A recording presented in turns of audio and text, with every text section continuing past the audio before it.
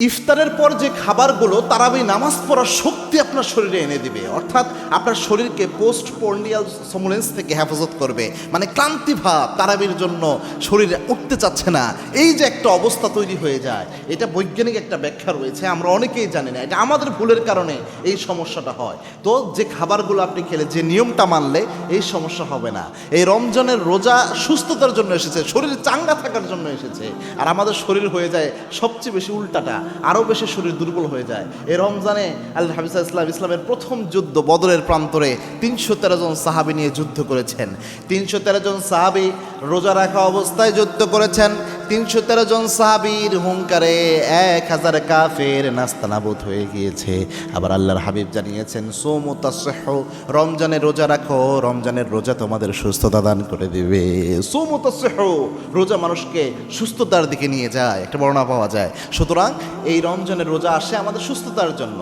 তো ইফতারের মধ্যে যেটা খাবেন, ইফতারের মধ্যে সচরাচর আমরা যেটা করি, একদম চিনিযুক্ত শরবত খেয়ে আমরা ইফতারটা শুরু করি। এটা হচ্ছে আমার প্রথম ভুল আমাদের। কেননা মেডিকেল সায়েন্স প্রমাণ করেছে, আপনার সারাদিন যখন শরীরটা শুকনা থাকে, কোনো খাবার পায় না, শরীরের কোষগুলোর মধ্যে যখন খাবার পৌঁছায় না, আপনার শরীর অটোফেজি, যেটার মাধ্যমে যে নোবেল পুরস্কার পেয়েছে, যে শরীরের ভালো কোষগুলো খারাপ কোষগুলোকে খেয়ে ফেলে আপনার শরীরটা, ক্যান্সারের সেলগুলো পর্যন্ত ধ্বংস হয়ে যায়। এটার একটা প্রক্রিয়া চলতে থাকে শরীরের মধ্যে যখন আপনি রমজানের রোজা রাখেন। তো সারাদিন আপনার শরীর কোনো খাবার নিল না, কোনো পুষ্টি পেল না, কোনো প্রোটিন পেল না, কিচ্ছু পেল না।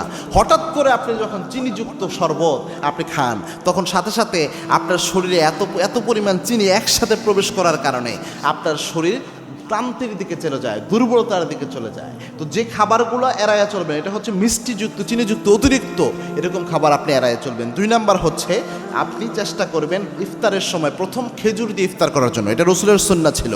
আল্লাহর হাবিবের ব্যাপারে সাহাবা একরাম বর্ণনা করেছেন, তিরমিজির বর্ণনা, আল্লাহর হাবিব সাল্লাল্লাহু আলাইহি ওয়াসাল্লাম ইফতারের সময় সর্বপ্রথম খেজুর দিয়ে ইফতার করতেন। খেজুর যদি না পেত আল্লাহর হাবিব, তাহলে শুকনা খেজুর দিয়ে ইফতার করতেন, ভিজা খেজুর না পেলে।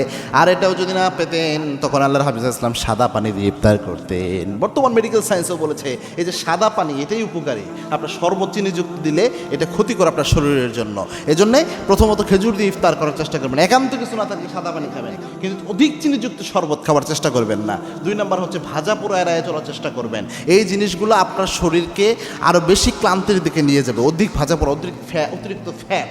এজন্যে ইফতারের সময় অবশ্যই অনেক ভারী খাবার খাওয়া এটাকে পরিত্যাগ করেন, এবং অনেক মিষ্টি জাতীয় খাবার খাওয়া এটাকে পরিত্যাগ করেন।